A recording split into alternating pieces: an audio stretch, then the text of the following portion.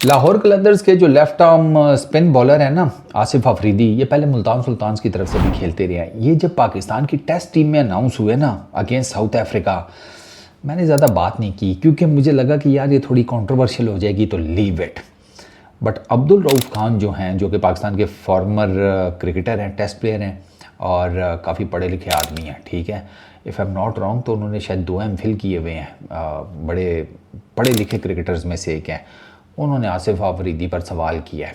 He said, उन्होंने PCB को मुखातिब करके कहा है कि यार ये आसिफ अफरीदी को जो आप लेकर आए हैं टेस्ट टीम में, लॉजिक क्या है और आप अपनी नई आने वाली नस्ल को मैसेज क्या दे रहे हैं। अब प्रॉब्लम क्या है? प्रॉब्लम यह है सर, आसिफ अफरीदी के ऊपर ना 2 साल का बैन लगा था, एंटी करप्शन यूनिट ने लगाया था पीसीबी के अंडर ही।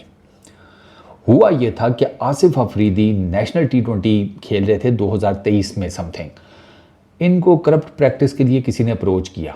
आसिफ अफरीदी ने वो जो इनको अप्रोच किया गया था वो बताया नहीं पीसीबी को। अब आपको पता है कि दुनिया भर के जितने भी क्रिकेट बोर्ड्स हैं वो इस मामले में बड़े सख्त हैं, वो बहुत स्क्रूटनी करते हैं करप्शन के ऊपर क्रिकेट में।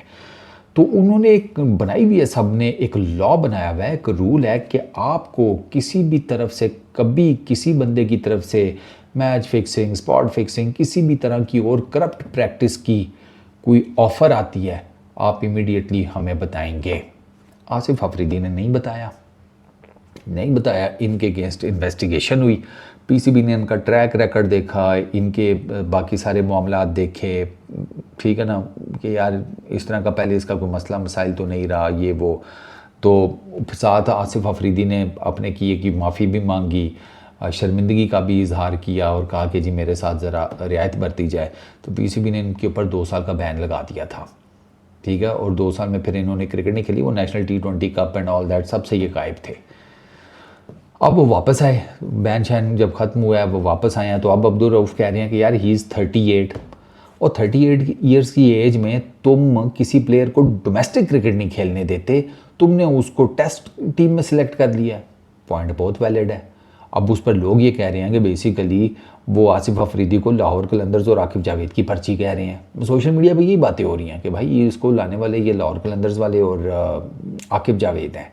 38 ईयर्स की एज में आप उन्हें टेस्ट डेब्यू करवा रहे हैं, मतलब हंसी तो आती है, लेकिन अब क्या करें, हमारा क्रिकेट बोर्ड है, हमारी क्रिकेट है और हमारी क्रिकेट में तो एनीथिंग इज़ पॉसिबल। तो आसिफ अफरीदी की वापसी के ऊपर जहाँ कुछ लोग खुश हैं ना कि यार लेफ्ट आर्म एक अच्छा स्पिनर है, there is no doubt, bowler अच्छा है, उसने ये लाहौर कलंदर्स को ना जो जीत मिली है ना पिछले इस 10वें एडिशन में PSL के, उसमें एक बड़ा इंपॉर्टेंट रोल आसिफ अफरीदी का भी है। But down the line I feel कि आपने ना उनको गलत फॉर्मेट में डेब्यू करवाने का सोचा हुआ है। एक लंबा लेफ्ट आर्म स्पिनर जो नए गेंद से बड़ी ज़बरदस्त बॉलिंग करता है, वो आपका T20 में होना चाहिए था, क्योंकि T20 की उनकी मेजर परफॉर्मेंसेज हैं। आसिफ अफरीदी की कुछ तकरीबन मेरा ख्याल है 200 के करीब फर्स्ट क्लास विकेट्स हैं।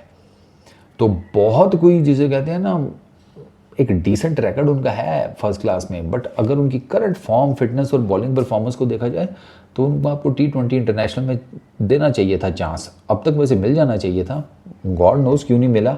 बट अब उनको टेस्ट में टीम में शामिल कर लिया गया और उसके ऊपर काफ़ी लहदा हो रही है।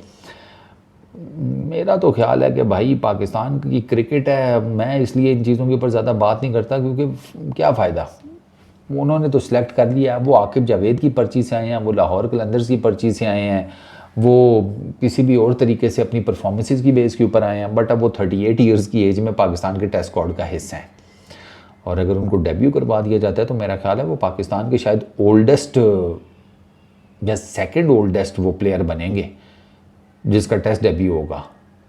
तो ये तो हालात चल रहे हैं, अब आप खुद बताओ।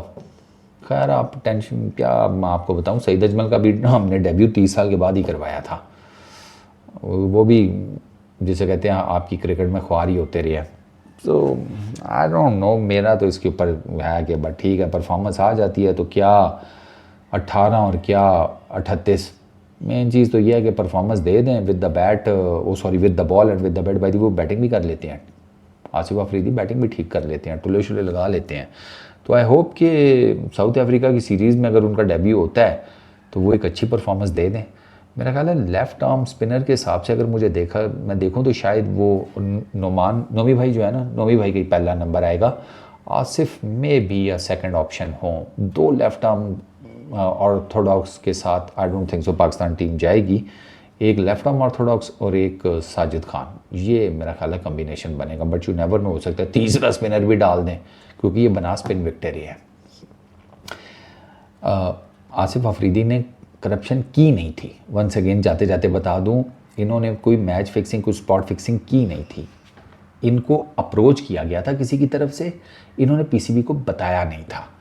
इसमें फ़र्क है थोड़ा।